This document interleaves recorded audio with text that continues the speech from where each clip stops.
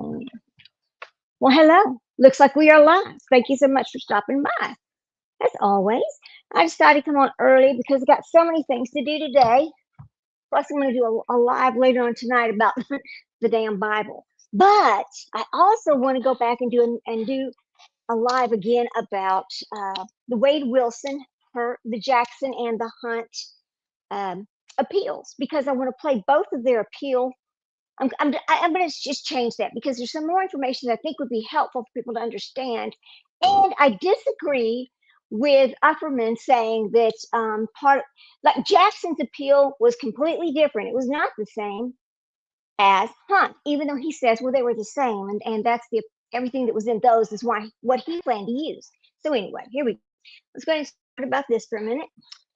And what I want to talk about today is not Wade Wilson. Let me change this.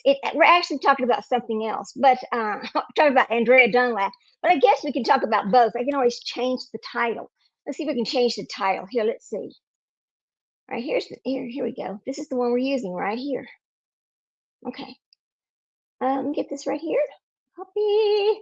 Okay, we'll get rid of that. Okay.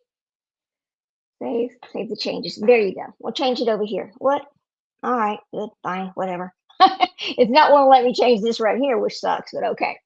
So we'll just put, this is what we're talking about, and I'll just put it over here, and we'll post it over there, and there we go. Okay, this is actually what we're talking about. Andrea Dunlap and Gypsy Rose Blanchard. Two crows in the same nest. Yeah, they are. They're two crows in the same nest, and let me tell you the reason why. Okay, let me get a drink. My mouth is pretty dry. Andrea Dunlap claims that she is an expert in Munchausen by proxy. Well, let me tell you something. She is not professionally trained. She's not a psychologist. She's not a psychiatrist. She's not anything.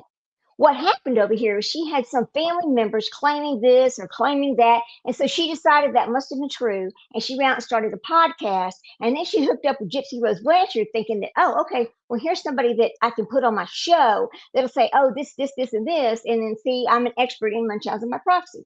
Wrong, wrong, wrong. Now, we always hear the term birds of a feather flock together. And absolutely they do here, except it's two crows this time. Let me take a drink. So they may look different, but they are exactly the same.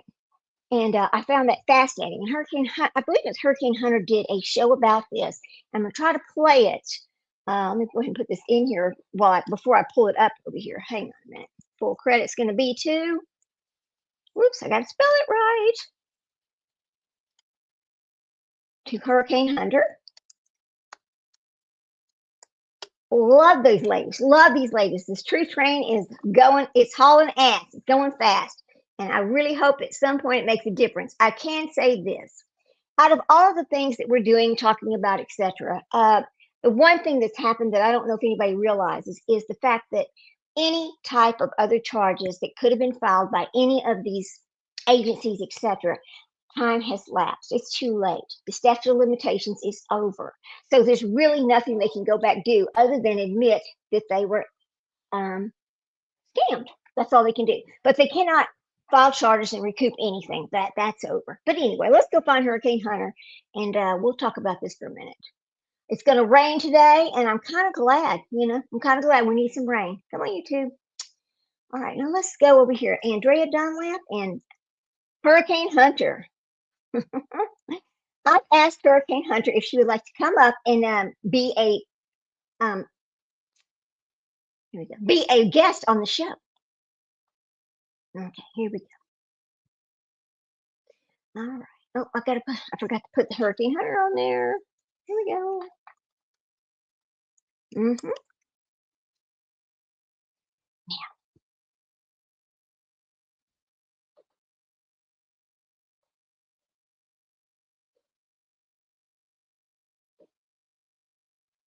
Now here's the thing. First off,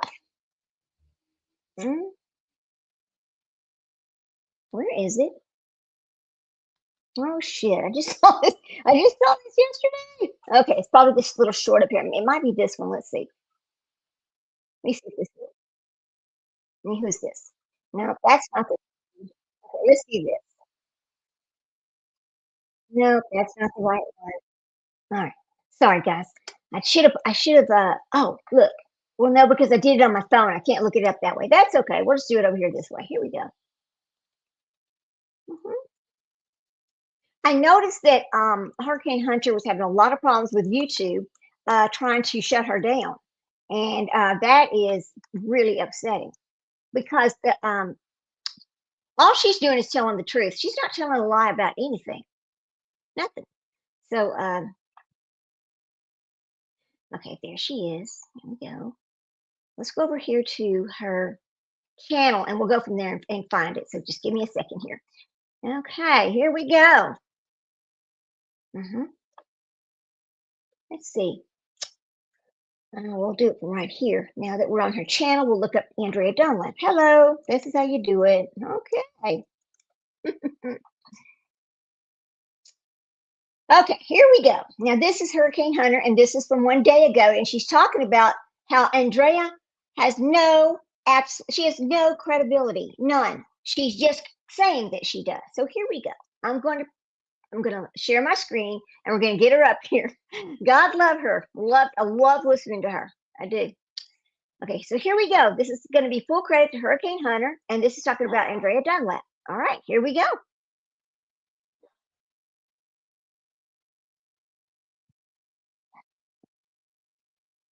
Thank you, Hurricane Hunter.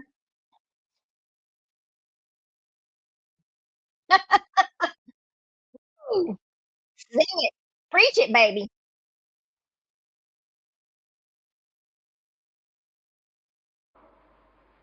A celebrity and nobody can touch me video. Oh, Talking to Sheena. Shitty Sheena. gosh, she makes me And laugh. then gonna come out here and tell us content creators we're a joke. Because we make YouTube videos. But her so-called professional, I right? don't think I can make it any Let's see bigger. how fucking Let's see. professional Oh, yeah, I can. she is Okay, after here we go. this. There we go. All right. Listen carefully. Full credit to Hurricane Hunter. Truth Train Rock on. It seems now as if Andrea Dunlap's brother has now made a statement because he is tired of the misconception that his sister or sister-in-law, Andrea, is putting out about his family and children. I don't know much about Andrea's case. I just know that she was supposedly a victim of having Munchausen by proxy. And that is how she got. Now, see, I thought about it. I'm like, how in the hell was she allowed this lady that has no experts being on all this show, just like Gypsy? Think about this for a second. She said that she was a victim of having Munchausen by proxy. Is she saying that she was the one with Munchausen, or is she saying that she was a victim from somebody else who abused her via Munchausen by proxy? That kind of made no sense at all. Okay, my dogs are barking. Let me let this play, and I'll go check it out. Hang on. Here we go. Just like Gypsy, without any verified proof. Without any verified proof. Now she has a podcast, wrote tons of books. On what? On what? A subject that was talked about, that your sister was accused of, and you have no fucking verified bullshit. To that field. Let me share with you what her brother wrote. He says, I can no longer let my sister-in-law smear my wife. She makes lots of claims that aren't true. MVP did not ruin her family as her sister, my wife. Does not have it. There was an investigation initiated from my mother-in-law, Andrea's mother. We cut ties with my wife's family for our safety and sanity. Years later, my father-in-law, which is Andrea's dad, made more false allegations that caused harm to my family and especially our children. I find it suspicious that Andrea was writing a book about MPB and the false allegations were an attempt to increase book sales. Andrea says maybe she'll hear this and come home, but that makes zero sense. My wife is not missing and is a great mom. Andrea does not love or care for her sister or our kids. After going through dependency court and the judge ruling in our favor, NBC covered story, Andrea contacted a police detective to try to cause further harm for our family. We have attempted to move on, but can no longer. You know, under fair use, of course, you have to stop every once in a while, but listen to this carefully. See? So she's over there claiming to be an expert. She ran this podcast. She wrote this book. She hooked up with Gypsy. And the only credibility, she has no credibility. She's basing her knowledge off of some fake story. Oh my gosh. Just listen. It's incredible. How do these people find each other? I want to know how they all find each other. How do y'all hook up, man? Where do you find each other? I mean, is there some website over there for Liars Anonymous where you say, hey, I need another liar to hook with me so we can go make a fake story? Here we go. Or stay silent? Why does the instigator get to be the victim and slander people Thank on you. a podcast? Money? Or because a bad decision was made years ago and some people can't move on? So Andrea, with all your expertise in Munchausen by proxy, was it all just a facade for book sales? Is that it? Or did your sister actually have Munchausen by proxy? Because according to her husband, she does not, and they have their kids, and she is somewhere known to be safe with her family and not missing, as you say. What do y'all think? Wow. Like Gypsy said a while ago, or her last couple posts, clocked, Gypsy. I hope this fucks you up, you and your little fucking girlfriend. No wonder she reached out to you. She wanted nothing but your name. You manipulated her, and she manipulated you. You motherfuckers belong together. Trigger warning, trigger warning. I think this is so fucking funny. Absolutely. So All right, fucking funny. Thank you. All right. So, thank you, Hurricane Hunter, Now, for I sharing that. want to say something. I loved it. Now that's what we're going to talk about this morning, is this right here. And the claims to be an expert on Munchausen by proxy without any credibility, no training, nothing. I guess you can jump on the internet and claim to be anything you want to be, period, I guess. Yeah, that's the way it looks, isn't it? So what's next for Andrea Dunlap and that whole situation? I don't know. But I do know that she's a fake, just like Gypsy Rose Blanchard. So get out of here with that crap, people. Get out of here with that. That is enough. That is enough. Now, let's go back over here, and we're going to pull up a little more info about good old Gypsy Rose Blanchard. Hang on a second here. Let's go on down here to Hurricane Hunter. Well, I'm going to have to go back over this way. Hang on a minute. Love her channel. I do love her channel. Let's go back over to Gypsy Rose Blanchard and talk about her for a little bit, and Nick, and all of the things that are going on over there in that channel, and all the copyright strikes that these people are making for no reason at all. Now, I'm going to hang on a second. Now, let's see. I don't want to give credit to that person. Hang on a second here. I want to hear the one. Okay. Off script. Andrea, that's a year ago. I want the one that was from just a few days ago. So let's see if I can find it really quick. It was just a few days ago that this was actually put out here. And again, you know who the author of it is Andrea trying to. Gypsy's podcast support Andrea speaks about supposed, right. Okay, it's right here. Let's play this one for just a little bit. We do believe the people that we love when they're telling us something. If you questioned everything that everyone told you, you couldn't make it through your day. My older sister has been investigated over suspicions of abuse brought by the doctors who were treating her children. Stolen Beauty. I'm Andrea Dunlap. This is Nobody Should Believe Me. I am a mom. My sister has been investigated for Munchausen by proxy child abuse on 2 occasions that I'm aware of, though I want to be clear that she has never been charged with a crime. I'll get into a little bit more detail about my family's involvement in the first investigation in a future episode. The second investigation concerned her younger child, who neither I nor anyone in my extended family has ever met, because we've been estranged from her for over a decade. Right. The extent of my involvement in the second investigation was to share truthful background information with a detective who reached out to my family and several other relevant authorities. Everything that has happened with my sister has had a huge impact on my life. The stories I'm going to be sharing about my sister in this podcast concern my lived experience with her and mostly happened prior to her having children. I'm not a medical professional, and any opinions that I share in this podcast are just that, my opinions, informed by research and my own experience. We're going to be getting into all of the nuances of this in future episodes, but I wanted to start you off with a working definition of Munchausen by proxy because there is so much. Now, the person doing the talking is Andrea Dunlap, and she's talking about her own sister. I believe that this is how this goes.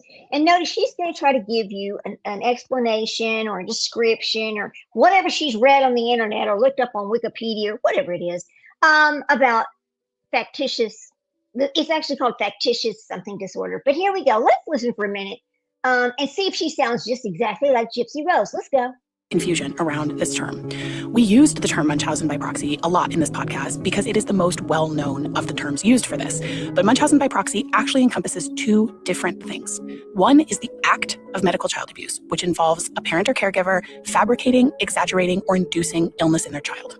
The second is factitious disorder imposed on another, which is the DSM term for individuals who commit medical child abuse in order to obtain emotional gratification. So even though this is a mental illness, it is rarely diagnosed, and it's never diagnosed in the absence of a conviction for medical child abuse. Even in the most famous case of our era, the Dee Blanchard case, she was never officially diagnosed. And it's never diagnosed after the death of the perpetrator, is it? No, it is not. Here we go. With factitious disorder imposed on another or Munchausen by proxy. She was also never charged with a crime. When I first came across Hope Ybarra's case, it was in Deanna Boyd's reporting for the Fort Worth Star-Telegram. There were just these uncanny similarities about really Hope's life and the story of her family that struck me right away as being so similar to my sister and my family's story. With my first child, the specter of these investigations into my sister just hung really heavily on me.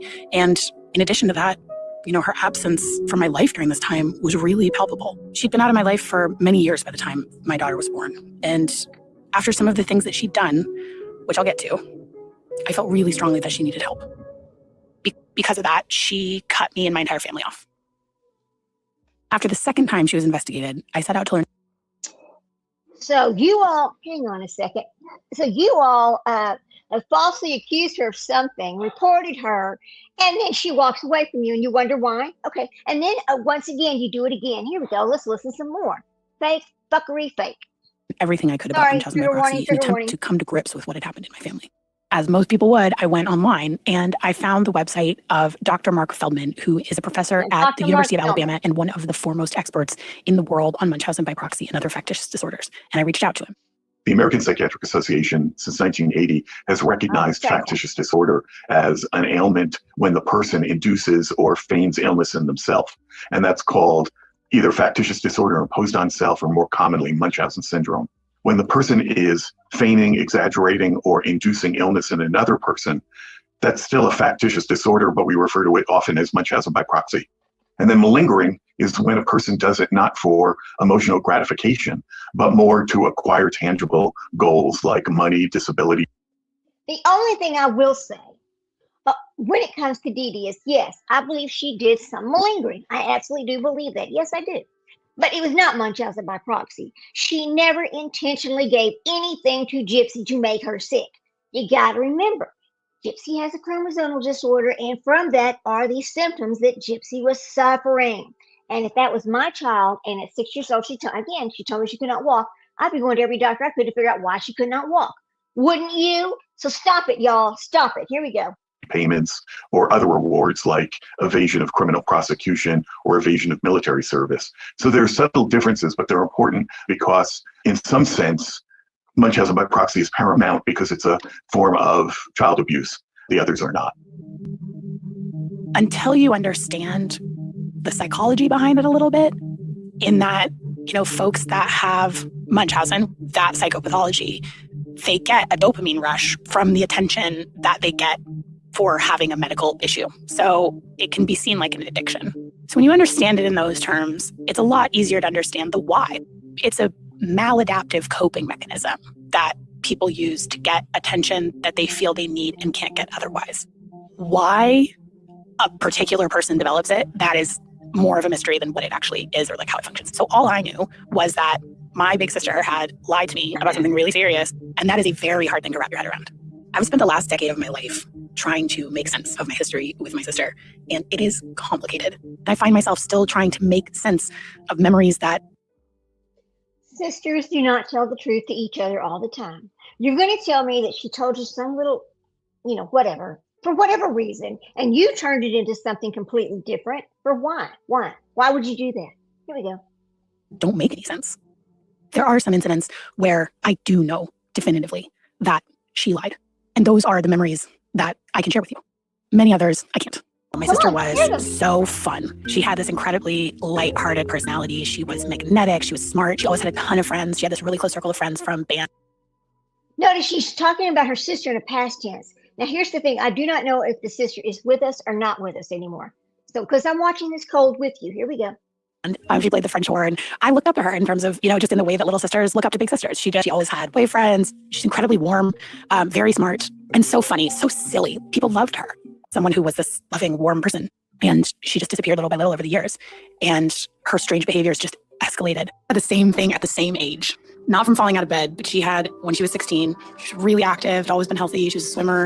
And she had this mysterious back injury and it wouldn't go away. And she was wearing this big plastic brace. She convinced doctors to do surgery on her. I want to clarify here that I didn't know then, and I still don't know how many of my sister's ailments. Let me explain something to you. You cannot convince a doctor to do surgery on your back unless they know something is wrong with your back. By x-ray, MRI, whichever one. They don't just say, oh, well, I'm going to open your back and let's just see if there's something wrong with you or not. No, I don't believe that works that way. So why is she saying this? Here we go. That she had in high school and beyond were real and how many were fabricated. She had a series of surgeries on her back and knee that look different to me and my family now, looking back, knowing what we know. There is one incident that stuck with me because we did have evidence. When she was in high school, she started losing her hair. Obviously, that is like a sort of nightmarish thing for a teenage girl. My mom took her to the dermatologist to have a look at it, and the dermatologist pulled my mother aside and said, she's not losing it, she's shaving it. That was a very definitive, like, oh, we know that she was faking that.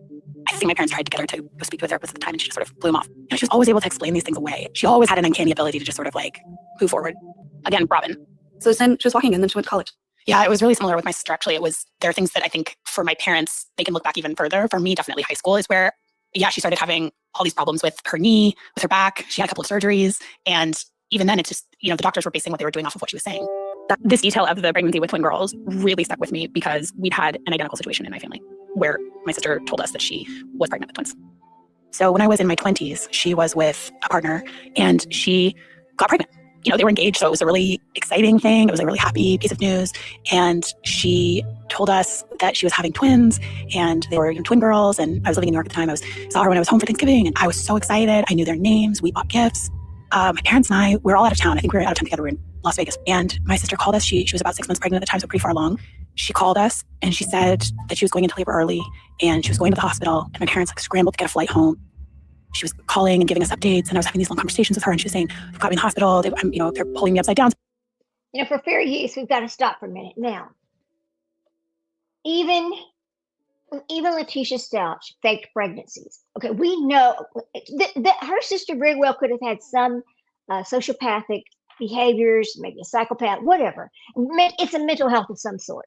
We know a lot of women who fake pregnancies or crave to be pregnant. Look at Gypsy Rose Blanchard in her pregnancy. From the time, every video, when she first met Nick, she talked about pregnant, right? So, that is a mental illness here, but that does not mean that she has Munchausen by proxy. But let's let her finish telling the story. The babies stay in, kind of like a little bit gallows humor about it. And then she lost the babies. And I was so sad. I was so sad for her. I was so excited to be an auntie. And I really felt that grief of losing those two little girls. And then things started to unravel really quickly. I think it was my dad who called me and said, there's something about all of this that's not adding up. And I spoke with a friend who my sister had told me took her to the hospital when she was losing the babies. That friend told me she had the understanding that my sister's fiance had been the one to take her to the hospital and that they'd been there together when she lost the babies. That was impossible because he was living in Tennessee at the time and, unbeknownst to me at that moment, was no longer her fiance. When I got his version of events many years later, he told me that he'd had doubts throughout the pregnancy and eventually surmised that she had probably never been pregnant at all, which is the conclusion that we'd all eventually come to. I did confront her on this once during my final conversation with her that I had, which was during the first investigation into her. And I asked her how she expected me to believe her when she'd lied about something as serious as an entire pregnancy. She didn't deny it, but said indignantly, I don't know why you're bringing that up now. This fact of the fake twin pregnancy is... I can see somebody being upset that their sister would make a lie of that because it did affect the whole family. But again, her sister needs to realize that she's got a mental illness. It's not that she has Munchausen by proxy. Come on. She just has some other mental illness that, oh Lord. The own brother has now called out Andrea for doing this to the sister. Here we go. The most striking similarity between my sister and Hope, and I asked Robin about it. Do you remember finding out that the pregnancy hadn't been real? So I remember her losing the twins and us coming and mourning with her. My sister's belly was very real. I saw the ultrasounds. I held them. My sister was pregnant in that moment, in my mind. So when my sister was pregnant, purportedly with twins, I put my hand on her belly and felt the baby kick. And I now know that wasn't real, but my experience was real. And I don't even know what to do with that. The twins that she lost were Alexandria and Alexia, so my son's name is Alexander after the twins. That come to find out they never existed. It took us probably a couple months to realize that the babies weren't true. We mourned these babies. The final deciding factor is my mom. How do you know they weren't true? Did you see an ultrasound? If you saw an ultrasound and the babies were there, then it was true. So which one is it? Did you see an ultrasound or did you not see an ultrasound? She's kind of contradicting her own self. Here we go. Found the urn, and she opened up the urn and it was empty. That to my mom was enough closure to realize that my sister was not telling the truth about anything. For me, the thing that I could never do, and that I do not foresee having an opportunity to do in my life, is to sit down with my sister and say, I can help you. But that's true, that I could help her. Like, one of the things I really wrestled with in this podcast that I didn't really even realize I was holding on to is this hope that I'll do this and that she'll hear it and say, I'm exhausted, I want to come home.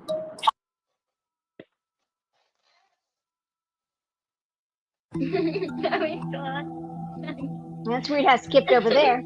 Now, Home movies. we know that Gypsy Rose Blanchard was shaving her head. But see, here's the thing about Gypsy Rose Blanchard. She's still shaving her damn head. What's going on with her? Is this, I mean, is this some kind of response that she has in order to start something new? She shaves her head, then just goes and buys another wig. I mean, I'm not sure how this all goes together. But anyway, here we go. Capture the vibrant spirit of a young teenage girl. So where are you going today? I'm going to Amazing. Mercy Hospital to see my dentist for my teeth. And I'm going to tell you right now, I'm going to probably skip past this because I am already into a fight with YouTube where I have done a copyright dispute over some of this footage right here. So I don't know how this person got away with using it, about using this footage. Okay, because it's on my other Gypsy Rose. So we're going to skip past this. Hang on. Let's see. I'm going to get past this. All right. There you go. Now we'll go right over here. And challenges. Gypsy. If it is in a says, wheelchair. okay, listen, if They it says were. 2020, we're not using it. I don't want to have that fight again. So we're going to skip past that. All right. Just a second. I know, guys, I know. And it sucks because I just don't want to have the problem again. It's hard to deal with. It's hard to fight. Is that still ABC 2020? Let me see. This one It day sure this will is. be Hang real. on. And now There we go. We got to get it off of 2020. So I'm just going to slowly go by it like this, and it can kind of look like that. We might not be able to use any more of this because this is the 2020 footage, which is on my previous live show about this, and I don't want to get another copyright strike. So we're going to take it off of here, and we're going to go back and find Into the Weeds. Is that There's we do believe the people that we love when they're telling us something. Okay, here we go. Now, because I don't want to deal with another copyright strike. I mean, it's every time you turn around, you're dealing with this. And even though I'm able to win my strike because I write a big write-up to them and explain that the reason why we're using it is educational, not to be monetized. So let's go to the next thing so we can talk about it. And it just kind of ruins our live shows, but we will work around it. It's going to be okay. So let's go into, hang on a second. We'll go see if there's a part. Let's go try to find part 2. Let's see. Nobody should believe me. That's Andrea. Okay, that's episode 1. The two sisters. Okay. I don't know if we're going to be able to. Let's see if there's a part 2. Hang on, guys. I mean, here we go, part 2.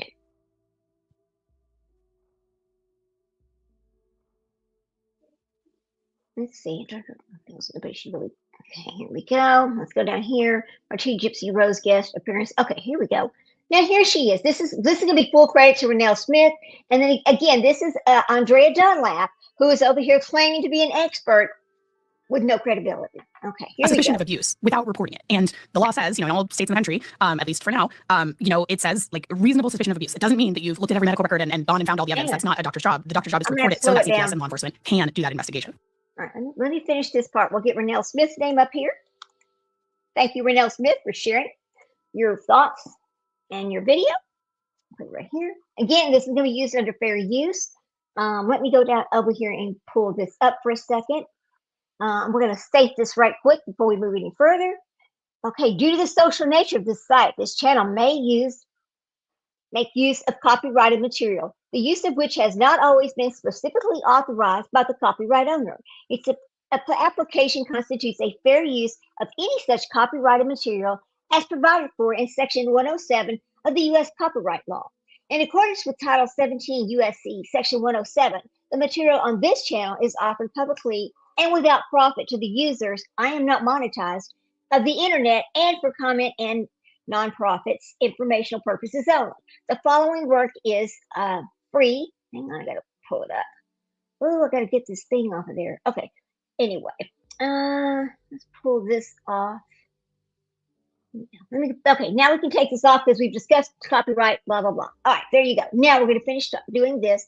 Full credit to Renelle Smith, which I'm putting up here.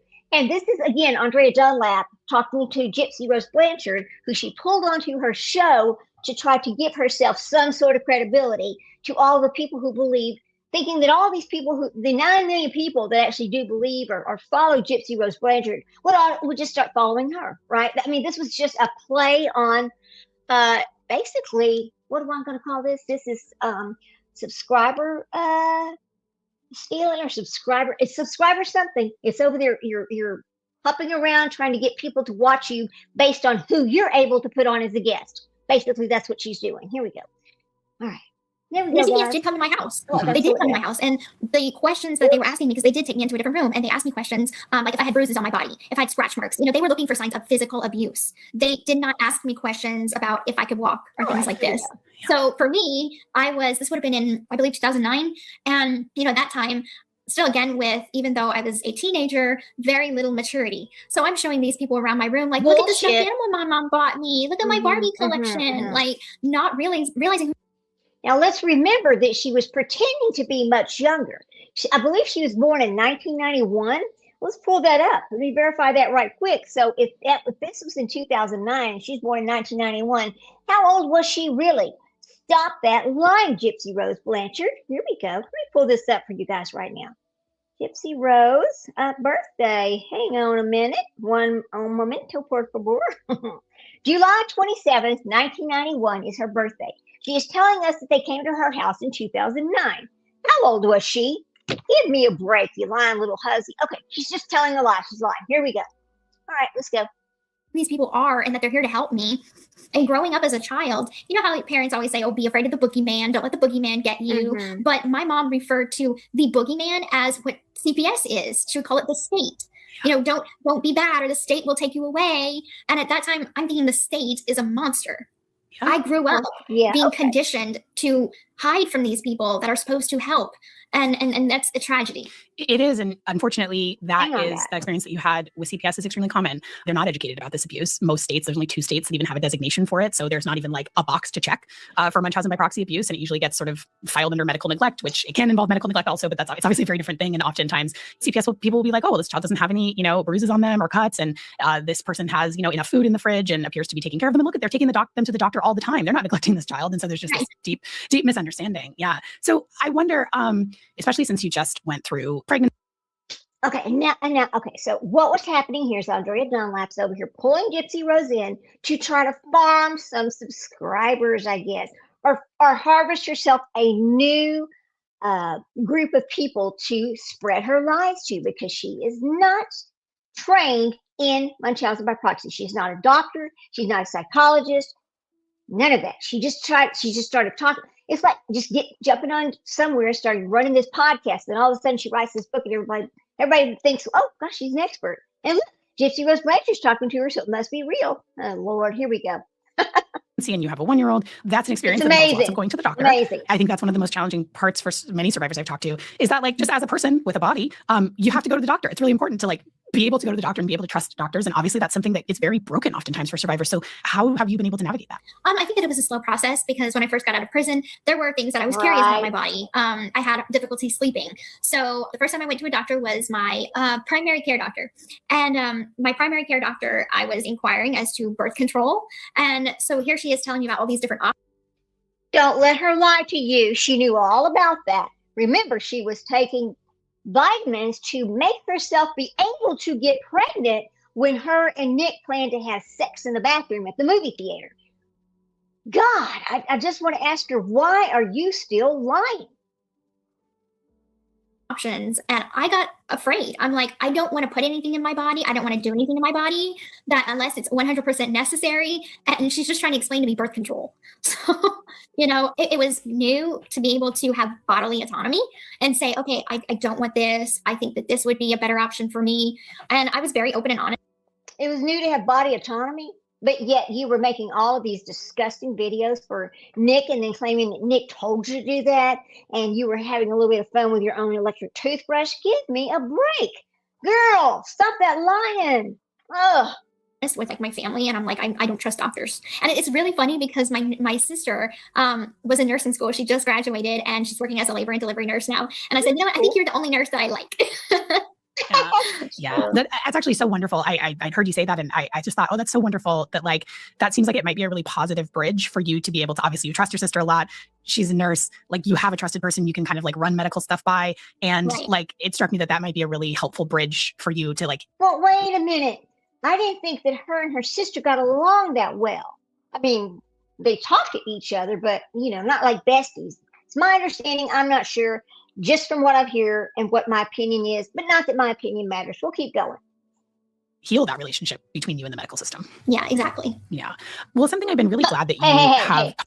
Hang on a second, though. But if there was really something between her and the medical system, don't you think she would have already sued somebody? But wait, she can't win a case. No attorney will take it because there's no case to win. Hello, here we go. Talked about publicly is this process about working to hold yourself accountable, and not just in the context of the the crime that you were an accessory to, but just more generally, right? Of like Accessory to? not falling into some of these learned behaviors from your mom of The crime you're an accessory to, honey, the crime that she planned. Each detail she planned, each item needed, she curated. The person she curated, she took advantage of every situation to make this crime happen. She wasn't just an accessory. Come on, man. Here we go. getting your needs met via deception or manipulation. And I think this is something that, I mean, many survivors struggle with, right? If that's the person that you were raised by and isolated with had these extremely damaging and dangerous coping mechanisms, that's going to be a challenge to not adopt some of those learned behaviors. And so can you talk a little bit about that, your process and what sort of helped you develop more healthy coping mechanisms? Absolutely. I mean, in my early childhood and my, teen years and early 20s, she was all that I had. She was a single mother raising me on her own. And so, of course, everything that she was doing, Hello. However, Rod and Christy knew exactly where they were all the time. Rod paid his child support. They were not over there just alone. Here we go. learned from her. That's how I grew up. And unfortunately, that's the hard facts of it. She was not a positive role model. So how those things that I have learned, Honey, you're not a positive role model either. And that's our whole problem. We don't think that she should never be a role model to anyone. She's very dangerous. And I don't think she should be giving advice to any teenagers, period, or anyone. Here we go. Sorry. I just had to say that. She just grinds my gears. actively choosing to unlearn. And I've been working with a therapist with that. It is something that it's like peeling back layers. You have to understand why you do certain behaviors and then understand where those come from and why you act that way. So I'm working on that in therapy. And what we're working on currently is my impulsive behavior. So, it's like you've always had impulsive but behavior. it's something that it's a daily task. It's something you have to keep at the forefront of your brain. Like, I understand that I grew up this way, but it does not give me an excuse to continue this behavior. This is the wrong way. I was taught the wrong way. Let's apply the right way and make better choices. I am so firm on, I will tell anybody this, I'm so firm on not becoming my mother. It is not even funny how determined I am to be as far away from her personality as possible, and her behaviors. Actually, you are your mother. Really, if you want to stop and think about it. I mean, look what you did. You even tried to manipulate meeting somebody at a football game. Remember that? Okay, I don't listen to this person's music, but anyway, Travis. Anyway, she tried to manipulate that. She's tried to manipulate every single thing, every move since she got out of the damn prison. She even manipulated getting Ken back in her life. Remember that she even manipulated divorcing Ryan. So she still is her mother. If she's blaming her mother, because she says her mother manipulated everything too. Girl, give me a break. Here we go. Let's go. I think that it would be in Remember, Andrea this is Dunlop's Andrea best Dunlap. interest to look at those foyers and recognize sooner rather than later, where she will see and learn how Gypsy was not that isolated and that Gypsy had Right. more freedom Thank you, than she was Renelle. letting on to be. Thank And you. Gypsy herself could have learned a lot of positive from her mom, like cooking and cleaning, but She clearly chose not to. she will never say anything good about her mom and put everything negative on her mom. So Yeah, I mean, and that I really commend you for being so active about that part of things, because, you know, it can be, I think, quite complicated, right, for people who were raised in any abusive situation, right? So like they have to make a really active choice to not, we're all really influenced by our parents. We're all really influenced by, you know, profoundly influenced by what we grew up That just caught around. me And off so I guard. think like people deserve so much credit when they make really active choices not to keep that abuse cycle going. right. We've been talking about this profound isolation that you were subject to, and that you were not allowed to build relationships with other safe, you know, really all that, like you're a parent now, I'm sure you feel the same, like, you know, all the things that we want our child to learn to do, right? To be able to develop relationships with peers and to be able to learn that there are other adults that they can trust, you know, within the family or their teacher or like. All right. What I was trying to say a while ago, and I kind of got off track, was she tried to manipulate me meeting Taylor Swift. And remember how upset she got when she couldn't. You see, the thing about her is when she doesn't get her way is when she becomes very dangerous to herself and others. But here we go. You know, help them figure out who's a safe adult and who isn't. And you were just deprived of really all those experiences kind of wholesale. And so how has that affected your ability to have relationships, you know, whether they're romantic kind of partnered relationships or just your relationships with peers? How have you navigated like that piece of just learning how to have healthy relationships with other people when you just weren't allowed to like develop those skills the way you hope a child would be? It's difficult. I manage because thankfully the support system that I have loves me for me. They understand that I am not perfect and I do kind of mess up sometimes, but navigating friendships and all these sort of relationships are so much easier when you're a child. But because I didn't have that really growing up, I'm learning all that stuff now. She was not isolated. She wasn't. She was on the internet. She was meeting people. She was going to all these different functions that other people never got to go to. Imagine, I mean, look at the trips that she's went on. Look at all the things she was given. Did you see that hoarded up house, all that stuff? They had more stuff than they had places to put it. I mean, she was not, I really wish she could tell the truth just once. And so it's kind of like even this last Christmas, of course, what Christmas doesn't have a little bit of family drama. So it was my first experience kind of dealing with that. And I'm just like, oh my goodness, like, how am I going to handle all this stress? And I just want everybody to get along. But thankfully, it's like I have such a great support system. And it's a daily thing of being able to learn how to communicate appropriately my emotions, because like I said, I'm impulsive and I will act without thinking at first. And so whenever it comes to communication, yes. building these relationships that are healthy comes with healthy communication enough to say, I'm having difficulties processing this. It's a lot on me right now. And I really need your understanding and your support. Just that little bit makes the world of a difference. Yeah. Well, I have to say, Gypsy, you're exceptionally good at articulating these experiences and articulating your emotions and your yes, thoughts. she is. I'm so glad that you're in therapy. I think it sounds like you're She had no education, but look how good she is at articulating these things. And look how quickly she can make this stuff up in her head and just spit it out. Here we go. having a really good experience with it, and that it's been really helpful. I think also therapy is one of those things that people get into it, get out of it what they put into it. Can you talk a little bit more about your support system? You know, obviously I don't know them, I haven't met them, but certainly your dad and your stepmom Christy and your sister all came off, I think, just really lovely in the, you know, in the pieces of media that they did participate in. You know, you've talked about them being a support system. So can you talk a little bit about, I think that's such a hopeful part of your story, that even though you were not allowed to have, you know, the close relationships that you wish you'd had growing up, that it seems like you really have been able to establish very deep bonds with them as an adult and in this season of your life. And can you just tell us a little bit about them and what that's meant to you? Yes. I mean, my dad and my stepmother and my sister, my brother, you know, and extended family, you know, they all were robbed of having a true relationship with me. I didn't grow up with my brother. They were not robbed. At any point, Rod could have went and picked you up and spent time with you. At any point, you could have went to their house. At any point, you could have went on a vacation with them. In fact, I remember in one instance where after the FOIAs were released, where your mother actually thought that your dad was coming to pick you up to take you on vacation with them. But no, he said, oh, we're just going to do some things around there, because he didn't want to. He never wanted to take that. He never wanted to do that. Don't blame this. Don't blame your mother for them not making the effort to spend time with you, because that's totally on them. and sister. And so I'm learning who they are, and we're all learning who each other is as adults. So coming into that, it's kind of like, it's a little awkward at first, but then, after this time together of actual in-person time, we've been able to make memories together and be there for each other through the ups and the downs. And what's wonderful is, I always like to say that Christy is, the mother I wish that I always had.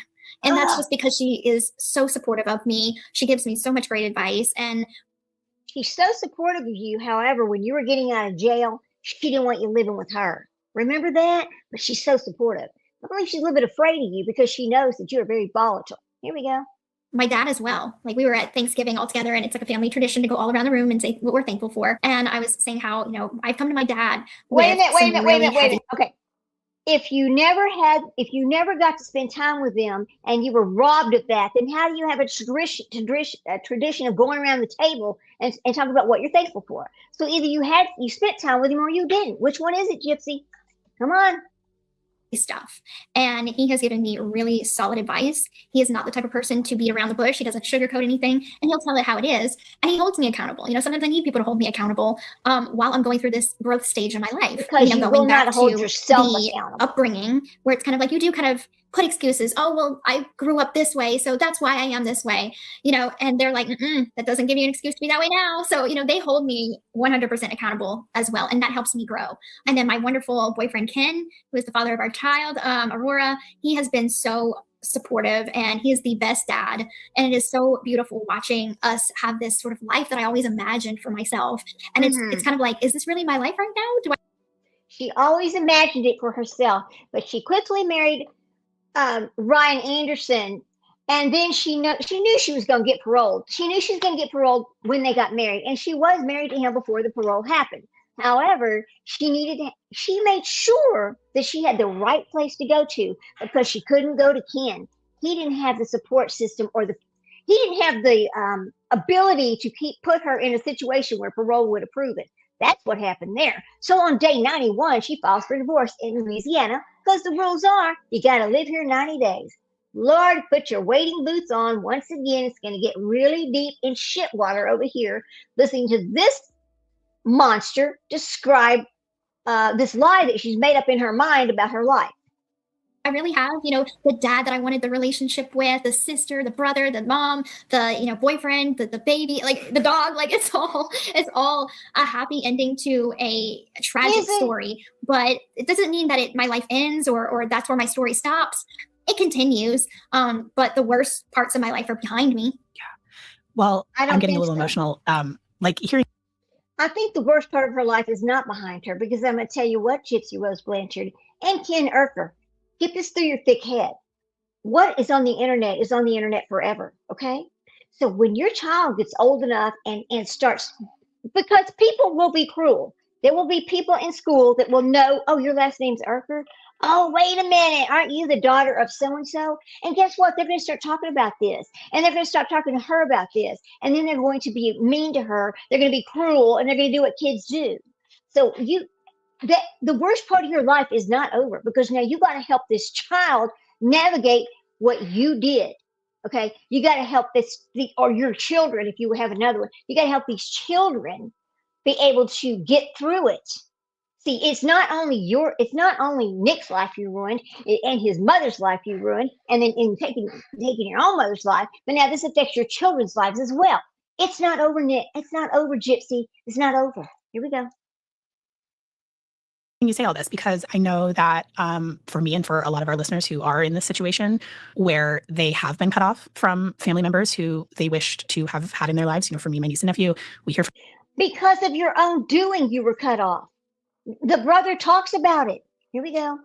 From dads who really tried to advocate for their children and tried to get, and stepmoms and grandparents. And we have a lot of those people that listen to the show. And it's a profound loss, right? To not be able to be in the life of a child that is your family member and that you hope to have in your life. And I guess my question for you is for those of us that are on the outside and hoping to someday reconnect with those children when they become adults and hoping to have the experience that you're describing, hoping to be able to someday sit around a Thanksgiving table with them possibly and be a good influence on their life and provide that wonderful support that your family is providing you right now. What would you tell me and others that are in that situation? How should we maybe someday approach those survivors? I think calmly, definitely a calm approach, because it could be overwhelming having people that either you didn't realize cared that much, or are just coming in and you don't trust them right away. So I would say take a calm approach and have that hope that you could have that genuine relationship and take your time with it, because it's not something that you could achieve overnight. That trust needs to be built, that communication, memories need to be built. So time is the most important thing. So give yourself and others grace to know that it is coming. That is the goal. It will happen, but it just will take time. And as cliche as that sounds, it is just so true. And never lose that hope, no matter how hard the survivor might push back. Because I told my stepmom at one time, I didn't like you very much. My mom said a lot of mean things about you, and I didn't want a relationship with you. But then she became literally. Wait a minute, because then the FOIAs, etc. Remember, there's text messages where Dee Dee is telling Christy, "Oh, we love you. Thank you for this. Thank you for that." No, stop it. What you are trying to tell the world is not reflected in the text messages in the FOIAs. What the hell? My mom, like I call her mom. So even if there is that pushback, understand that there is so many emotions that survivor is working through, that person just needs you to be there at their side and give them that time. Yeah. I mean, I think that's, again, like that's common that family members who have attempted to intervene, attempted to protect the child, get cut out, and then made into these, as you said, like boogeymen, boogie persons, where like, oh, that person tried to take you away from me, or they're out to get me, or like that kind of thing. And so, I think many of us on the outside kind of recognize, oh boy, we're going to have a heck of a sort of like impression to overcome about who we are and what our intentions were. And it sounds like for you, your stepmom maybe in particular, just giving you that time to like work through all those feelings and really get to know her and make your own connection. Hey there, Sprinkle. So good to see you. How you doing this morning? Yeah, I know. She makes me sick too. I just wanted to jump on here and get this done this morning because, I know I haven't talked to you about this, but we're going to go back and we're going to talk about Wade Wilson. We're going to talk about the Hunt file, and we're going to talk about the Jackson file, because we're going to show those and we're going to rediscuss how Ufferman decides, because I can tell you what Ufferman did was he read in there and said exactly what he said, because he knew he was not going to win the appeal through the Florida Supreme Court. His plan was already to jump up to the Supreme Court of the United States, but he knew he had to go through the Florida Supreme Court first, get denied there, and then the next move is up to the Supreme Court of the United States. He knew all that. You could tell by what he said. I thought about it later. I was like, oh, okay, he jumped up there and did that because he knew he was going to lose it. He didn't care. It was just a waste of everybody's time, but it was just part of the process. Here we go. About what reality was, sounds like. Exactly. So I really appreciate that perspective and that advice. So one more serious question, then I want to do a couple fun questions if you're up for it. Okay. So, part of what I had my listeners give me some feedback on what they wanted answered. And so we addressed a lot of stuff they asked about. And also just, I wanted to tell you that there were so many well wishes for you and just people that are, again, like really appreciative of what your case has brought in terms of awareness about Munchausen by proxy. And then just like that they're just like really want good things for you. And I know that they'll be so happy to hear everything you just told me about how good things are at the moment. Where are all these well wishes? Thank you, Renelle. Thank you. Or show Gypsy these well wishes, and I call bullshit on that, because, as you can see, Andrea has deleted all the comments from the first part, and the second part, the comments are already turned off. And like I said to you guys, last Sunday when I looked at the comments, there were 291 comments. Now there's none. 289 were negative. One comment was positive, and the other comments, they were on the fence. You know what? I think I'll make a video reading out all those comments. Obviously, a major event has happened in your life. You've lived many, many lives in your short time you're on Earth. And so obviously a big chapter has been that you are now a mom and you have a beautiful 1-year-old daughter, Aurora. I talked to you when she was brand new. I mean, like fresh out of the oven, and in that, those tender first days. And so what has it been like for you, as you sort of like charmingly put it, perhaps some mommy issues? Becoming a new mom is a profound, earth-shaking experience for anyone. Obviously, for people who are coming in your situation, for survivors, it is fraught on so many other levels. So how have you navigated becoming a mom? It was something that, of course, my pregnancy was unexpected.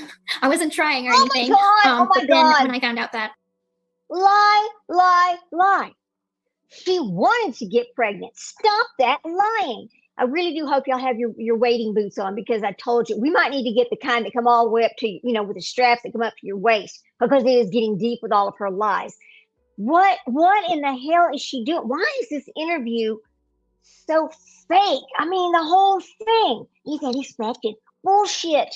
You want to be pregnant, you wanted to be pregnant, and you wanted to trap Ken. But guess what? Ken still ain't put a ring on it, has he? Gypsy. Oh my God. Ugh. I was pregnant, it changed my whole life for the better. It made me take a step back and look at my life and No, it realize didn't. that, holy crap, like I am responsible and I am about to be someone's mom, and how that word mom, that title, holds so many meanings for me.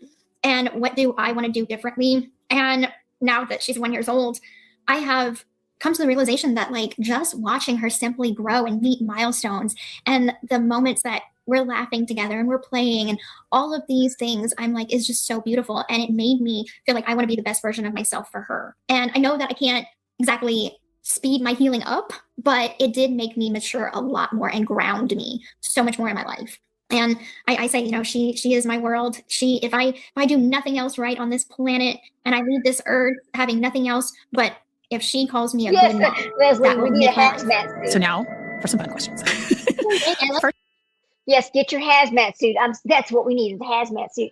Can y'all believe this? And now, again, thank you, Renelle Smith, for allowing us to use your work here to discuss this monster. And the other person claiming to be an expert over here on Munchausen, who has no credibility, period, and is using Gypsy Rose Blanchard, I guess, to get herself out there. I don't know. It's ridiculous. The whole thing is ridiculous. Okay. So thank you again, but we'll keep going. Yes, get your hazmat suit on.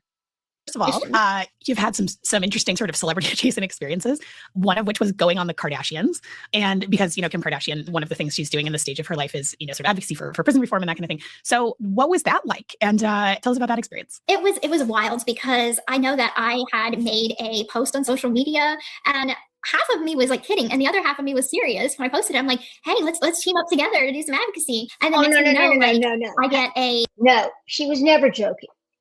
This is exactly what she wanted. And she knew that she could fit to the Kardashians because her case was so big, because it was so well known. She knew that Kim would reach out. She knew. She manipulated that too.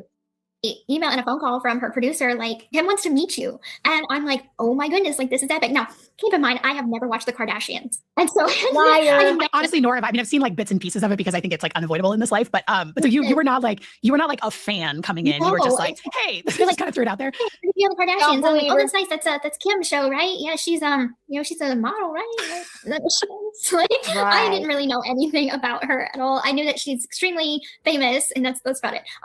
But meeting her, she is so much more.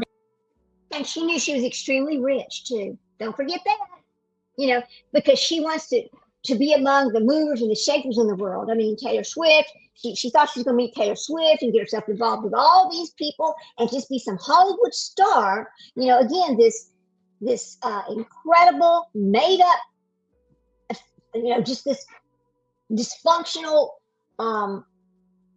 fantasy life. And she had some dysfunctional fantasy life in her head that when she walked out of prison, this is how it was going to be. Okay, because she was always, again, that main character syndrome. She was always the main star in the family because, she was the one over there getting all the free stuff. Anyway, she hasn't done one moment of advocacy. No, she hasn't. And she won't. She never will. And her advocacy is going to be her new podcast about being a Christian. Okay, now listen, I'm not going to make fun of anybody's religion, okay, because we have the right to practice whatever religion we want to, and that's between you and God, right? It is between her and God, or whoever she's going to pray to.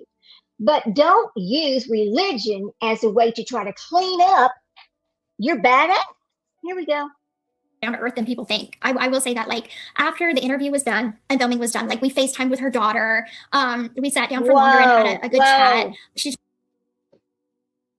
FaceTime with her daughter. Again, Gypsy Rose Blanchard should not be having discussions with Kim Kardashian's daughter.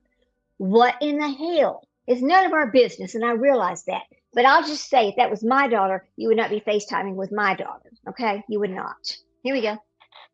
Just so down to earth, and she's a lovely lady. And I think it's wonderful what she's doing and building her career into, more of a serious phase in her life. I think that's wonderful. And what did y'all talk about when you were in that episode? Like, what was sort of the advocacy angle? It was sort of like her kind of almost mentoring me, because I was overwhelmed with everyone calling me to advocate. She was mentoring me. What? No, because guess what? You never had another conversation with her. Here we go. So it's kind of getting feedback from her, like, how do I start? Where do I even begin? I'd have zero connections in the industry of where I need to go, where I can speak. Okay, see, I have zero connections. See, that's the thing. She wanted to be famous. That's what the whole thing was about. She wanted to be famous, and she says, just zero connections. That is a lie. Look at the people who they had already planned to sell her story many times over. The whole thing was a manipulated plan to make something out of this lie right here. How do I speak? And then what about the haters? Like, there'll be the naysayers. And so it was a whole conversation about prison reform, but also about where to even begin advocacy. Yeah, and that was one of the other things I wanted to ask you about. I've never heard her speak one moment on prison reform, not one moment. All I've heard her do is talk about how she is going to benefit from something. It's all about her. And certainly, hopefully I can answer some of those questions for you if that's something you're interested in doing, and talk about, there's actually APSAC, which is the organization that I'm part of, the American Professional Society on the Abuse of Children. Mary Sanders and Bjorker and Dr. Mark Feldman are all part of. They have one of their 2 big annual conferences in New Orleans. So that's quite local for you. So we should talk about that later. But was that conversation with Kim, and I think it must have been helpful to sort of talk to her about, as someone who's experiencing these sort of wild experiences on social media. I'm sure she's had many of those as well. Was that conversation sort of helpful for you? And where are you in that? I remember sort of saying and thinking, when you were in that very fresh time of getting out of prison and navigating all of that, and people were like, well, she should be advocating. And I was like, only if she wants to. We don't need to put that on anyone. That's not anyone's job. I said then about it, and I will say it to you now. But she said that's what she wanted to do. What do you mean don't put it on her? That's what she claimed she wanted to do, was be an advocate for prison reform. That is why she reached out to Kim Kardashian. Or was that just her grift to get in touch with Kim Kardashian, because she thought Kim Kardashian was going to push her up into Hollywood, and okay, that's it. She's a movie star now. God almighty. You just were talking about your daughter, and listen, Gypsy, if you go off now and live whatever life you want to live, and you're focused on your healing and raising your daughter and being the person that you want to be with your family, that's enough. You don't owe anybody anything. You don't owe anyone anything. Media. Just because this brought you all of this attention that you didn't ask for, you don't owe anybody you doing something with.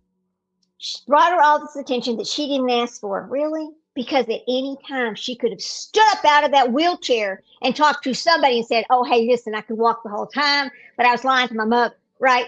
At any moment she could have stood up. The name of her book is Our Time to Stand. It should have been, I should have stood up. Ugh. A platform like that just isn't something. I hope you can really let go of that. I certainly have seen with survivors, and certainly it's been my personal experience, that it can be extremely healing and extremely valuable. What is she a survivor of? Please help me. What is she a survivor of? Herself? To talk about your experience, to share the things that you're sharing now, to meet other people who've been through this and support those people. Those can all be important parts of healing, but that's not necessary. That's not for everyone. And so I hope you don't feel, I hope that some of that heavy weight of that responsibility to do something because you're in the public eye can sort of dissipate. I think that just has to be a decision that I come to, trying to weigh out the pros and the cons. It's like, okay, what do I feel like, my life's purpose is? Is it to go on to share other survivor stories, which I think a big part of it does, and still try to figure out how to manage this private public life and give each of it both respect. Yeah. Never ending journey. Yeah. And I think too, you were talking about the elements of time, right? I mean, this is all so fresh, and so listen, I can speak at least for myself, for the community, and APSAC and all that. We will still be here. If you decide, now it's just not the right time for me and I want to speak out on this in 5 years, 10 years, whatever, we'll still be here, Thank you. Yeah. Okay. Back to the fun questions. So you told me that you actually listened to a lot of podcasts when you were in prison. So Yes. Do you still listen to podcasts, and any favorites? She didn't even know who Kim Kardashian was, but she listened to a lot of podcasts when she was in prison. Again, contradicting herself and lying again. Here we go. You want to share? I love to podcast in prison, and I do listen to podcasts. So, Ken listens to podcasts too. So if one of us is not listening, it's the other listening. I love Anatomy of Change. I listen to them in prison. I listen to them now, and I love listening to them. I think, the growth mindset just resonated so much with me. And I can only hope that when Ken and I get married, we have a relationship like Seth and Melody. Listen to this. When Ken and I get married, she keeps talking about when Ken and her gets married. Gypsy, Ken ain't even put a ring on it. Stop with that. Stop with it. If he wanted to marry you, he would have already asked you. That's what I think. Here we go.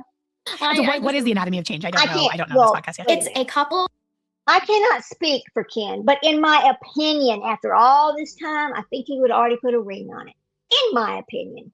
That they are both licensed therapists, and it's sort of like life coaching, marriage and life coaching. So even if you don't get anything out of the marriage side of it, because I'm not married, but I am in a committed relationship, you get so much out of it, and just how to navigate interpersonal relationships and stuff like that. So I listen to a lot of that stuff. Oh my God. And then Gypsy, you don't have the credibility, you don't have the knowledge, you don't have the education to be life coaching anyone, period. what about television? I hear you are a 90 Day Fiance fan. Do you still watch 90 Day Fiance? I do. And actually, like a lot of the cast, because all of us in reality TV have either heard of each other in one way or another on Instagram, a lot of times the cast will be in my DMs. All of us in reality TV. All of us in reality TV. Like she thinks she's a movie star. She thinks that she's a movie star. God. That is funny. Do you have like a favorite season or a favorite couple? I've always been a fan of Jasmine. I know that she's a wild card. She's wild and sassy, but I love her. And Jovi and Yara. So Jovi used to work with my dad on the boat because he's from New Orleans. Like he's from the local areas in the bayous. So yeah, it's crazy. Yeah, I've watched seasons on and off. We did have a very funny, we don't get a lot of opportunities for comedy on my shows, you can imagine.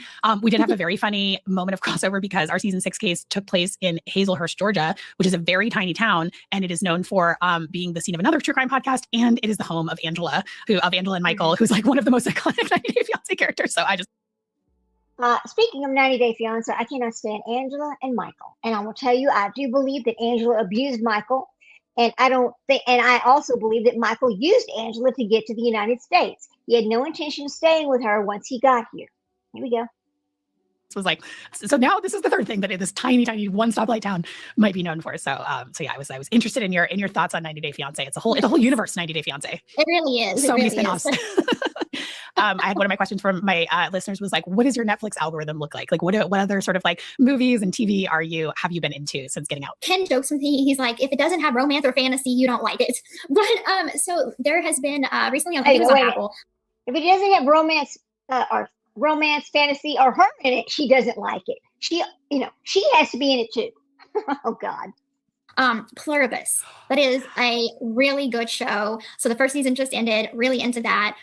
We've actually been watching The Chosen. Oh, okay. I don't know if I know that. That's really good. So I mean, we're on episode like 5. Jesus has already come into the picture, which is great. So we didn't have to wait a long time to see Jesus. No, she brings Jesus in there. Of course she does. Here we go. Is there anything? So just like unlike everyone on earth who's just still waiting. Yeah. Oh my gosh, honey. So, I mean, listen, if you are into romance and fantasy in terms of books, like what a good moment for you, because right now everything in books is romantasy. Like that's the big thing. So if you're into romance and fantasy, well, of course she is. She's fantasized her whole life. She fantasized what it would be like after she took her mother's life. In her mind, she'd made up that it was going to be perfect and that she was just going to walk out of there and none of this other stuff was going to happen because in romance and fantasy, that's her. That's her. Are you into like Fourth Wing, or have you gotten into any of those like series? Or unfortunately, like I have not had time with a 1-year-old. No time to read. No time to read. Yeah. Oh my goodness. The last book that I was going to try to read was the newest Hunger Games book, and I haven't even been able to crack it open to read it because not a big reading time having a 1-year-old. Maybe after she's 8. Yeah. Well, you have some fun. She's not at, I would ask, you're probably not even old enough to really be into any kids media, but you've got some fun stuff ahead of you, like Bluey, K-pop Demon Hunters, when she gets a little older. Huge Miss Rachel fan. That's actually the theme that we did her birthday party was Miss Rachel. And I dressed up like the Miss Rachel birthday party that, I believe her manager, Bree, was popped on the way home from. Is that what they did? I think, but I'll need to double check that because I don't want to be spreading no lies. Here we go. Miss Rachel and everything to like get into it. Oh, that's so cute. And you told me the other day that actually you had like a lovely little exchange with Miss Rachel herself, who is just like a true icon on all fronts right now. True, just such a hero for kids. Such a hero for kids. No, she is. I admire her work so much. The kids love her. Every time Aurora sees her on TV, it's just instant smile.